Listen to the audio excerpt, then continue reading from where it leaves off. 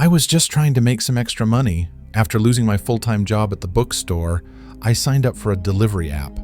Nothing fancy, just dropping off groceries or food, mostly late at night, when the city quiets down. It was easy money, and I liked driving with no traffic. One night, around 11:45 p.m., I got a delivery request from a place I didn't recognize. It was a quiet suburban neighborhood about 30 minutes outside the city. The app gave me the address, 42 Willow Drive. A small order, just one bag of groceries. When I got there, the street was almost completely dark. No streetlights, no movement, just rows of silent houses, the kind of place where people lock their doors early. Walled up in front of number 42, the porch light was on, but the curtains were shut tight. I walked up to the door with the bag and rang the bell. Nothing. I knocked. Still nothing. After a moment, I opened the app to call the customer, but before I could dial, I heard the door unlock from the inside. A man opened the door, just a crack. I couldn't see much of him, just part of his face, and a tired eye. He spoke quietly. "Leave it there." "All right," I said, placing the bag down. But then, before I turned to leave, he added, "You came to the wrong house." I paused. "This isn't 42 Willow?" He stared at me for a second, too long. "No," he said, then closed the door. I backed away, confused. I looked at the house number again, 42. That's what it said, clear as day. I checked the app. It also said 42 Willow Drive, no mistake. I got back in my car and started the engine. That's when the app pinged with a message. "Order delivered to wrong location." A second later, another message. "Please confirm drop-off at 44 Willow Drive." I looked 2 houses down. Number 44 had no lights on at all. I felt stupid. I had gone to the wrong house, but something about that guy didn't sit right with me. I drove down to 44, dropped the bag at the doorstep, took a photo for proof, and left. About 10 minutes later, I stopped at a gas station. While filling up, I kept thinking about that man at 42, the way he said it. "You came to the wrong house." He didn't sound annoyed. He sounded worried. Back in the car, I opened the app and checked the delivery map again. The GPS had placed the pin exactly in front of 42, which means, the app had made the mistake, not me. That bugged me. So the next night, around the same time, I drove back to Willow Drive, just to see. The porch light at 42 was off, total darkness. But as I slowly passed the house, I saw something strange. The front window was slightly open. Behind the curtain, I saw a figure, a woman, maybe. Her eyes were wide, staring out, like she was silently calling for help. Then she disappeared behind the curtain. I stopped the car. Something wasn't right. I parked a block away and walked back, staying in the shadows. I looked around. No one. I walked up to the house and knocked again. This time, harder. Silence. Then, footsteps inside. Slow, careful ones. The door didn't open, but I heard a faint voice from inside. A whisper. "Help me." That was enough. I backed away, heart racing, and called 911. I told them I thought someone was in trouble at 42 Willow Drive. I said I had seen a woman who might be being held there. The dispatcher told me to stay nearby, so I waited in my car, hands shaking. Within minutes, 2 police cars showed up. They knocked. No answer. But after a minute, they forced the door open. What they found inside still gives me chills. The house belonged to a man named Gerald Cooper.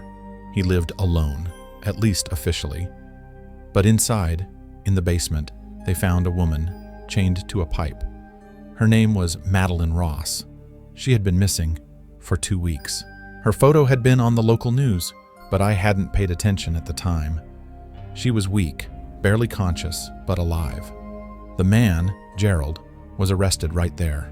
Turns out he had a record: domestic abuse, harassment, a few restraining orders, but nothing serious enough to put him away. When they asked how I knew she was there, I didn't know what to say. I just delivered groceries.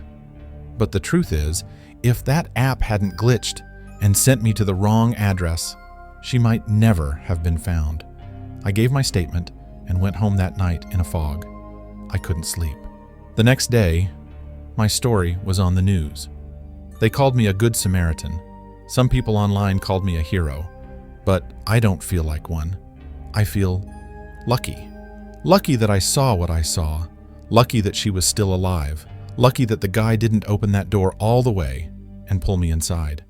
I still do deliveries sometimes, but now I pay attention to every address, every face, every locked curtain.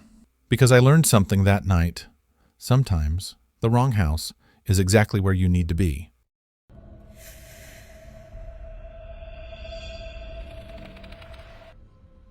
I moved into Maple Ridge in April.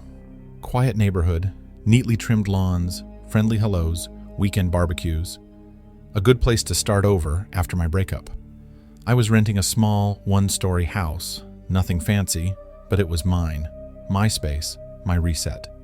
From the very first day, I noticed the house across the street. Number 48. Windows, always closed. Curtains, always drawn. Driveway, no car, ever. But the porch light, it was always on, day and night, without fail. And yet, no one ever came in. No one ever went out. One evening, while watering the lawn, I casually asked my next-door neighbor, Mr. Kellen. He said, "Oh, that place. Some guy lives there. Keeps to himself. Weird fellow. I don't think he works. Night owl, maybe." I laughed and asked, "Has anyone ever actually seen him?" He nodded slowly. "Yeah, once or twice. Trash night, always real late, after midnight." That night, curiosity got the better of me. So, I stayed up. At 1:23 a.m., the porch light flickered. A few seconds later, the door opened. A man stepped out, tall, thin, hoodie pulled up, gloves on. He rolled the trash bin to the curb like it weighed nothing, placed it down perfectly, and walked straight back inside. The door shut. The porch light flickered again, and that was it. I told myself he was probably just shy, or going through something. But I couldn't help myself. I started watching. And slowly, things got strange. One morning, I saw a delivery van parked in front of 48. The guy got out, walked up with a package, came back 2 minutes later, looking confused. He looked around for a bit, then put the box back in his van and drove off. Weird. A few days later, a woman I'd never seen before came knocking on my door. She said, "Hey, do you know the guy across the street, number 48? I shook my head. "Not really. Why?" she said. "My cat went missing. I saw her last on that guy's porch. I knocked, but no one answered. But I swear, I heard scratching, like from inside." I frowned. "You want me to go with you next time?" She gave me a small smile, but it didn't reach her eyes. "No, it's fine. Just, if you see anything, let me know." That night, I watched again, 1:30 a.m. Porch light flickered, door opened, same guy, same hoodie. But this time, he wasn't carrying trash. He was dragging something long, wrapped in a black tarp. He struggled a little, pulling it to the curb. I held my breath. I couldn't move. He propped it against the trash bin, looked both ways, and slowly walked back inside. Porch light off. I waited 5 minutes, then 10. Eventually I stepped out and walked across the street.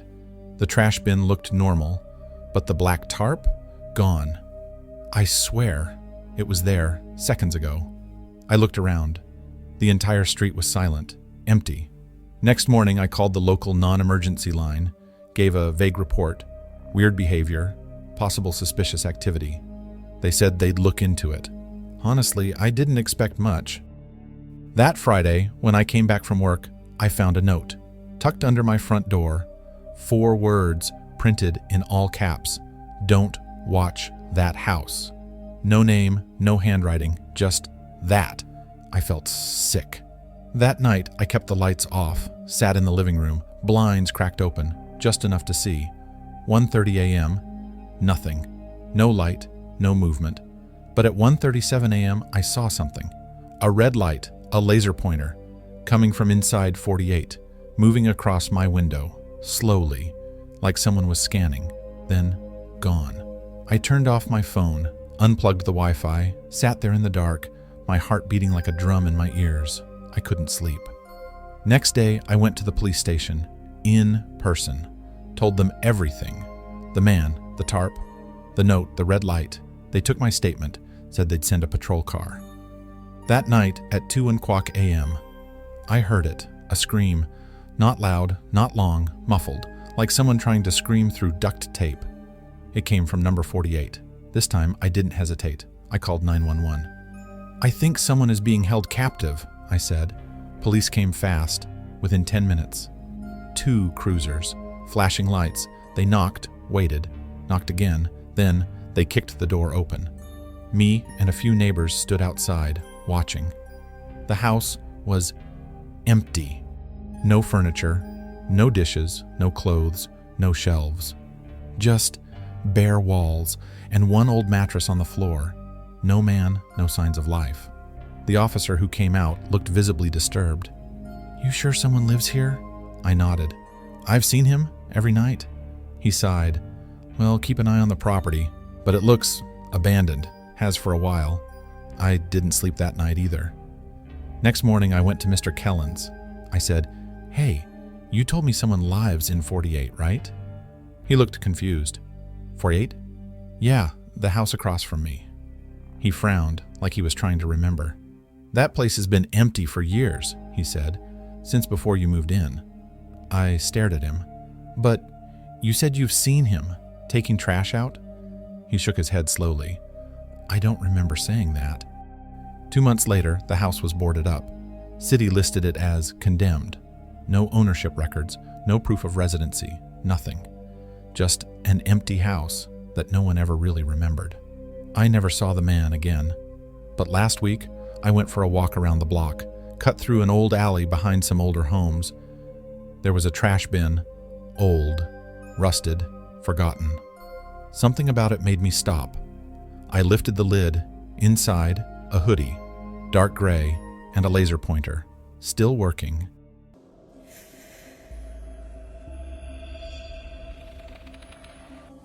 I was alone that night. My parents had gone to my uncle's place for the weekend, and I didn't feel like tagging along. I was 18, legally an adult, so staying home wasn't a big deal. It was a Friday night, raining lightly outside. I had just finished a mock test for my college prep and was starving. Our fridge was empty, except for ketchup and half a lemon, so I decided to order food. I opened an app called Fast Feast. It's one of those smaller delivery apps we use in our town. I ordered a chicken burger and fries from a local diner I'd used before. I selected cash on delivery as the payment method. Estimated delivery time, 35 minutes. It was 8:13 p.m. when I placed the order. Around 8:45 p.m., the doorbell rang. I wasn't expecting anything weird. When I looked through the peephole, I saw a guy in a yellow raincoat holding a food bag. No cap, no helmet, late 30s maybe, bit scruffy. He was holding up his phone like he was checking the order. I opened the door, leaving the screen door locked. "Delivery for 42 Pine Lane?" he asked. That made me pause. "I'm 44 Pine, not 42. He looked confused for a second, checked his phone, then said, Must be a wrong pin drop. You didn't order a burger and fries?" I hesitated. "I did, from Big Lou's Diner."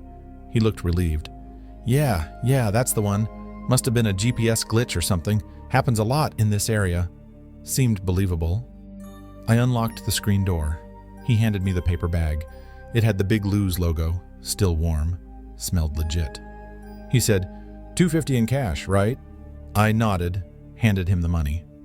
He smiled slightly, nodded, turned, and walked down the steps. I didn't think much of it, until 10 minutes later when another delivery guy rang the bell. This guy had a helmet on, food bag in hand, and the same receipt. 1X chicken burger, 1X fries, cash on delivery, 42 Pine Lane. Now I was confused. "Wait, I already got my food." He frowned. "But I just picked up your order from the diner." He showed me his app screen. It was the same order I placed, same address, same timestamp. But the guy earlier wasn't from Fast Feast. My stomach dropped. I asked the second guy to wait and went back to check the first bag. No receipt inside, just the food, which I hadn't eaten yet. I tossed it in the trash. I asked the second guy to call his support and cancel. Paid him anyway for the effort, just to get rid of him. Then I locked all the doors. I was still processing what happened when I remembered something weird. The first guy, he never confirmed my name, he just asked for the address. And more importantly, he had already been standing on my porch when he asked. Not walking up from the sidewalk, not riding a bike. Around 11:20 p.m., I was upstairs brushing my teeth when I heard a noise. A soft click, like a door latch. Then a creak. I turned off the bathroom light and listened. Another creak, floorboard level. Inside the house, I held my breath and moved toward the stairs. Peeked down, living room light still on, no one in sight. Then, movement. Just a shadow, behind the dining room curtain. Someone was inside. I locked myself in my room and called 911. I told them someone might have entered my house using fake delivery as a cover. They dispatched a unit immediately. I grabbed the aluminum baseball bat from under my bed and waited. 10 minutes. 15. Sirens finally came. I stayed locked inside till the officers called me out. They searched the house, found the back door unlocked, but no signs of forced entry. No one inside, but there were wet footprints on the tile. And in the trash, the bag from earlier. It wasn't Big Lou's original packaging.